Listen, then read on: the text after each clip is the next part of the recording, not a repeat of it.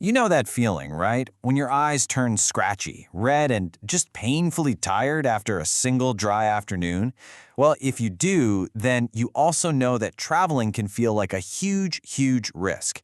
So let's dive into this because today we're going to build a really practical phase-by-phase protocol that takes all the guesswork out of traveling with sensitive eyes.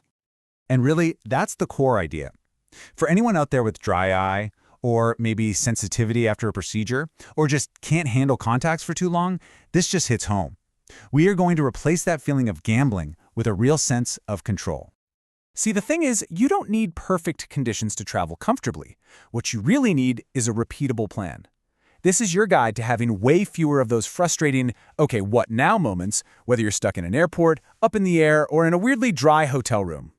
So here's the absolute biggest mental shift you need to make. Eye comfort during travel isn't a willpower problem. It's not something you just have to suffer through or tough out. No, it's an engineering problem. And just like any other engineering problem, it has a solution that we can design with a solid plan. All right, so let's frame this up. Think of this as your mission briefing. We're building your personal travel playbook. And this is specifically for those of you who know your eyes can get a little dramatic in dry air. You know, whether that's from chronic dry eye, a past procedure like LASIK, or just plain old contact lens fatigue. Now this is super important, so listen up. We have to know when this playbook applies. It's for managing that predictable, kind of annoying irritation. It is absolutely not for urgent issues. Things like sudden vision loss, severe one-sided pain, or any kind of trauma. Those are red flags. That means you skip the playbook and you get immediate medical help. Period. Okay, let's get into the nitty-gritty. Phase 1 of our protocol, pre-flight prep. This is where we do the work that pays off big time later. Why? Because the best in-flight rescue is, almost always, pre-flight prevention. You gotta remember, your travel day really starts 24 hours before you even leave. The night before, just lower your visual load. That means less doom scrolling, less screen time. Then, on the morning of your flight, you've got to get ahead of the problem. Use your lubricating drops before you feel that first little hint of dryness. And please, keep any makeup or fragrances near your eyes to an absolute minimum. Okay, packing. Let's get smart about this instead of just throwing things in a bag. A well-organized kit should cover 4 key functions. First, you've got prevention, stuff like your glasses and preservative-free tears. Then, comfort, things like a clean compress or a nighttime gel. Third, rescue. For things escalate, that's your specific meds. And finally, documentation. So all your info is ready if you need help. All right, so you're prepped, you're packed. Now we move to phase 2, in-flight control. This is where we tackle the belly of the beast, that notoriously dry, hostile environment of an airplane cabin at 35,000 feet. Let's talk about the biggest mistakes people make, the own goals, right? First, waiting until your eyes are practically screaming at you to use drops. By then, you're just playing catch-up, and it's a losing game. Second, and oh my gosh, everyone does this, pointing that overhead air vent right at your face. That direct airflow is a total disaster for your tear film. This brings us to the big one, right? The great debate, contacts or glasses.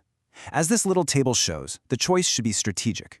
For a long-haul flight, or if you're already seeing some redness before you even board, just make glasses your default. It's so much safer. Look, this isn't about failure. It's about setting yourself up for a comfortable arrival.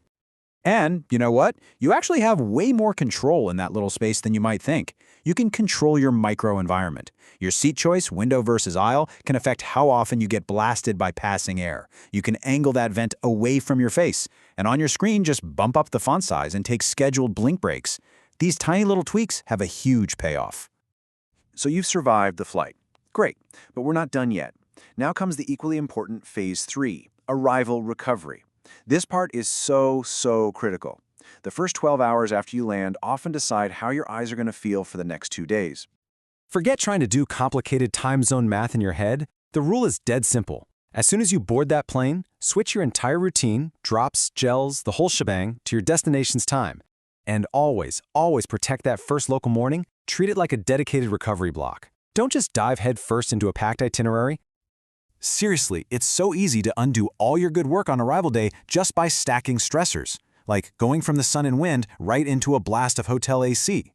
Avoid new hotel products near your eyes and do not let a full schedule trick you into skipping your recovery routine. I'm telling you, 8 minutes now can save you 2 days of misery later. Okay, so that covers our 3 main phases. But what happens if things, well, still go wrong? That brings us to our final section, your what-if plan. The goal here isn't to expect the worst, but to have a clear, calm plan in place so you don't have to panic. Your emergency kit must be in your personal item, the bag that stays with you at your seat. And listen, duplicating your essential drops isn't overpacking. Let me say that again. It is not overpacking, it is risk control. And have a simple little card with all your medical info. When you're stressed and in pain, you don't want to be trying to remember drug names and dosages. And this right here, this is your decision-making cheat sheet. The green, yellow, red ladder makes it so simple. Green means you're good. Just continue with your self-care protocol. Yellow means things are getting worse and it's time to seek same-day advice. And red means stop everything and get an urgent evaluation, no questions asked. And let's just be crystal clear on this one. These red flags are the non-negotiable line in the sand.